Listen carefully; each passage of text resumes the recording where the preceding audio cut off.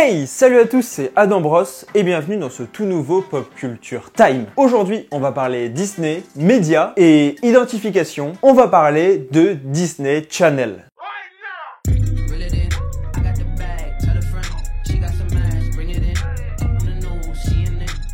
Comme d'habitude, au début de chaque vidéo, je vous rappelle que j'ai sorti un podcast avec mon frère qui s'appelle Frangin Vidéo Club sur lequel on parle de cinéma. Donc si vous avez envie de m'entendre parler de cinéma, c'est disponible sur Spotify, Deezer et même sur YouTube. Ensuite, pour le sujet qu'on va traiter aujourd'hui, Disney Channel, il faut que je vous parle un peu du processus de création derrière la vidéo. Car à la base, je comptais aussi parler des acteurs et de ce qu'ils étaient devenus et même de la chaîne Disney Channel, etc. Ce qu'elle était devenue. Sauf que la vidéo aurait été beaucoup trop longue et c'était un sujet que je trouvais un peu à part. Donc j'aimerais savoir si ça vous intéresse une vidéo sur ce sujet et disons que si on atteint environ 4 à 5 000 likes, je me dirais que ça vous intéresse et donc je referai une vidéo dessus.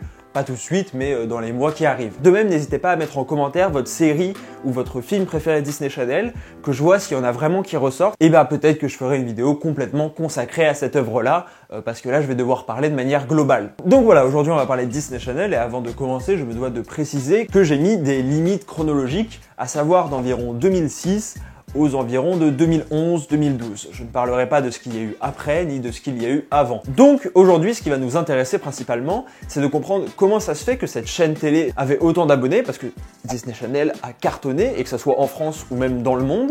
Et ensuite, ça serait de comprendre en quoi leur contenu, donc les séries et les films qu'ils proposaient, arrivaient à toucher les adolescents et les jeunes enfants, de quelle manière et comment expliquer cela, toujours d'un point de vue un peu psychosociologique. Bref, désolé pour cette longue parenthèse, mais je pense que c'est important de bien introduire le sujet, qu'on soit bien tous au clair. On va pouvoir enfin parler donc de Disney Channel. Dans cette première partie, je vais donc m'atteler à essayer d'expliquer le succès de la chaîne télé Disney Channel. Et pour réaliser cette analyse et celle en deuxième partie, j'ai regardé pas mal d'œuvres issues de la chaîne. Alors cette liste ne peut pas être exhaustive parce que il y avait beaucoup trop de trucs et à la fois je la considère comme plutôt complète parce que quand je vous ai demandé quelles étaient vos œuvres préférées sur Twitter, c'est ce qui est à peu près revenu. Il y a donc High School Musical, Camp Rock, Hannah Montana, Les Sorciers de Waverly Place, La vie de Zack et Cody et Shake It Up. Et ce qui m'a marqué et ce que j'ai trouvé tout de suite très intéressant avec Disney Channel, c'est qu'ils ont réussi à créer un véritable écosystème. Et à première vue, on pourrait même voir dans la chaîne une grande diversité dans les thèmes abordés. Il y a du sport, du chant, des sorciers, etc. Mais en fait, je pense que c'est à peu près tout le contraire. Toutes les séries et les films portent sur un sujet similaire qui est la construction de l'identité, qu'on verra dans une seconde partie. Le public visé est alors, et c'est pas mes chiffres, c'est ce qu'ils disent officiellement, entre 7 et 12 ans à peu près. Ça peut varier un peu en dessous et un peu au-dessus. Et quand on y réfléchit, c'est assez restreint.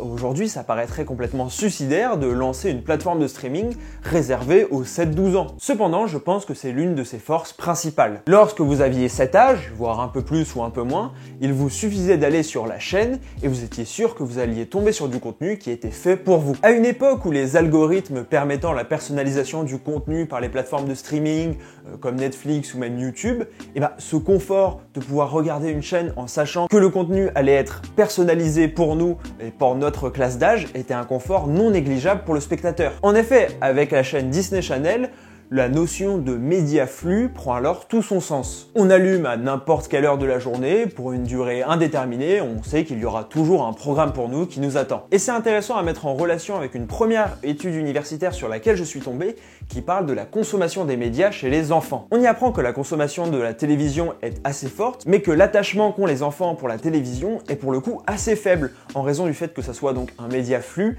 et qu'il n'y ait aucune personnalisation. Et puisque Disney Channel est une chaîne payante qui donc requiert un abonnement, elle se devait de créer un attachement entre elle-même et ses téléspectateurs. Si vous aimez bien regarder une chaîne comme ça mais que vous n'y êtes pas particulièrement attaché, vous payerez jamais. Et c'est pour ça, encore une fois, que la personnalisation pour une classe d'âge permet en partie cet attachement, car il y a une mini-personnalisation. De plus, l'étude révèle que le média auquel les enfants sont le plus attachés est le baladeur MP3. Bon, il faut dire qu'elle date de 2006, mais justement c'est parfait parce que c'est pile dans la période qu'on étudie. Et selon moi, cela explique l'omniprésence de musique et de chansons à travers toutes les œuvres de la chaîne. De même que les produits dérivés qui créent un attachement, le fait pour un enfant d'écouter en boucle sur son baladeur MP3 toutes les chansons d'High School Musical, vont lui faire encore plus aimer le film et vont créer un lien fort entre lui et ce film. Ainsi, quand les jeunes allument la télé, ils vont mettre la seule chaîne à laquelle ils sont véritablement attachés et qui en plus produit du contenu pour eux, Disney Channel. Et c'est pas tout, parce que c'est accompagné par un autre processus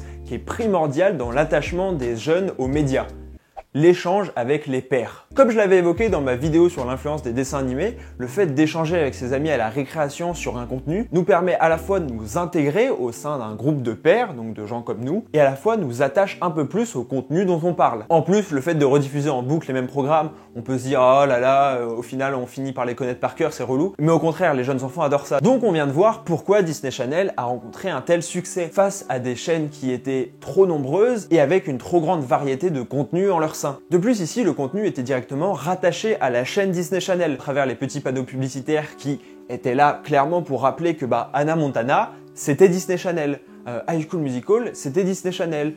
Les Sorciers de Waverly Place, c'est Disney Channel. On les associe directement à la chaîne et donc il y a plus de chances qu'on s'abonne. Bref, le placement et la manière dont a été développée la chaîne a permis son succès. Mais cela aurait été impossible si le contenu n'avait pas suivi. Alors, loin de moi de faire des œuvres de Disney Channel des chefs-d'œuvre qu'ils ne sont pas, mais force est de constater qu'ils sont diablement efficaces. Et selon moi, leur efficacité réside dans leur similarité dont je vous ai parlé juste avant. Elles traitent toutes d'une même problématique, la construction de l'identité. Les personnages passent à chaque fois la série ou le film à essayer de se construire et de s'intégrer dans la société. Ils ont quasiment tous une particularité qui fait leur force mais qui peut aussi les desservir. Hannah Montana est en réalité une star, les Sorciers de Waverly Place sont des sorciers, Troy aime à la fois le chant et le basket, etc., etc. Bref, ils rencontrent tous la même difficulté de se faire accepter par la société, et la solution est toujours la même, s'affirmer et affirmer par la même occasion ses différences. Et effectivement, c'est pas le message le plus fou ni le plus disruptif de l'année. Mais ce que je trouve intéressant, c'est que ce message a comme objectif d'entraîner un processus d'identification des enfants aux personnages qu'ils regardent dans les séries et les films. Sauf que ce processus d'identification n'est pas tout à fait le même que celui qu'on a l'habitude d'analyser sur cette chaîne. En effet, avec les youtubeurs, et j'en avais notamment parlé dans la vidéo sur Lena Situation, ou même encore une fois sur les dessins animés, on s'identifie directement à Lena, parce qu'elle a à peu près le même âge que nous, pas très loin, et qu'on se dit on pourrait vivre à peu près la même vie, etc. Et on la considère plutôt comme une amie. Or, les personnages des séries et des films Disney Channel sont quand même beaucoup plus vieux que leur public. Ils sont en moyenne au lycée, voire aller à la limite au collège, sauf que leur public est entre la primaire et le collège. Donc en réalité, ils ne veulent pas être comme eux et être leurs amis, mais ils veulent devenir comme eux. Ça peut paraître rien, mais c'est une différence qui a beaucoup de sens. En effet, ça marche beaucoup mieux que si les séries étaient portées par des jeunes enfants de l'âge moyen des téléspectateurs. Puisqu'ici, on conserve quand même un rêve, ou en tout cas une volonté, même si aussi infime soit-elle, de pouvoir réellement devenir comme ça. Et en voyant High School Musical, je me suis imaginé que beaucoup d'entre vous avaient dû être énormément déçus en arrivant au lycée. Parce que forcément, inconsciemment, vous aviez une partie de vous-même qui espérait secrètement que ça soit la même chose que dans le film.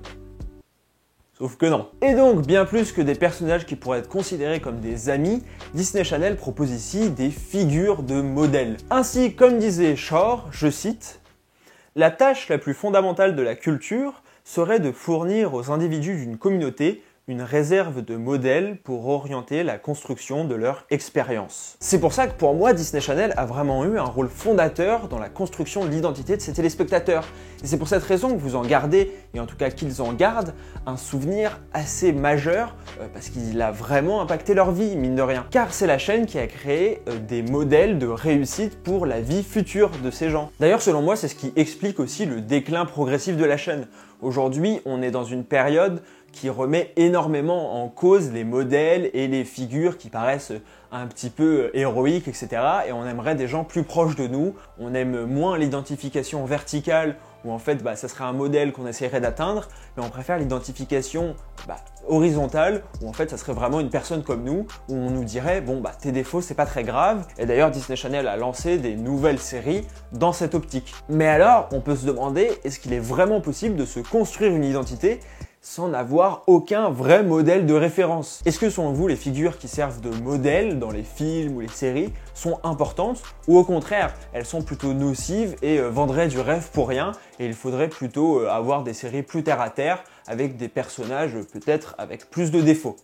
Dites-le moi en commentaire, je pense que ça peut être un débat très intéressant et qui est amené notamment par l'évolution de Disney Channel qui était réputé pour ses figures de modèle et qui aujourd'hui est en déclin à cause de ça. N'hésitez pas à lâcher un énorme pouce bleu et à vous abonner en mettant la cloche. Je fais des lives et je vais notamment faire un live sur Disney+, car la semaine prochaine, dimanche prochain, je fais une grosse vidéo sur Disney+, qu'on testera ensemble jeudi. Donc voilà, n'hésitez pas à mettre le pouce bleu et la cloche. Merci à tous d'avoir suivi cette vidéo, je l'ai énormément travaillé. J'espère que ça se voit. J'ai fait en sorte que ça se répète pas avec les autres vidéos parce que l'identification, etc., c'est des phénomènes qu'on connaît. Donc je suis allé chercher encore plus loin pour voir justement les petites différences qu'il pouvait y avoir. J'ai lu beaucoup d'articles, etc. Et en anecdote bonus, je vous donne et je vous montre actuellement un tableau de répartition que j'ai trouvé super intéressant entre justement les teen dramas, donc c'est les séries pour ados, entre Nickelodeon, Disney, Disney Channel et une autre chaîne que j'ai oubliée actuellement au tournage. Et on voit des différences assez significatives qui montrent bien que justement Disney Channel est plutôt porté sur la construction de l'identité avec des histoires plus sentimentales, etc. et une plutôt bonne répartition, il me semble, entre les hommes et les femmes. Encore une fois, voilà, j'espère que cette vidéo vous a plu. N'hésitez pas à me soutenir en mettant un pouce bleu et en mettant un commentaire et à me suivre sur les réseaux sociaux, Instagram, Twitter, c'est là où je suis le plus actif. On se retrouve cette semaine pour les lives ou dimanche prochain à 15 h pour la grosse vidéo sur Disney+. J'espère que vous serez présents. À très bientôt. Ciao!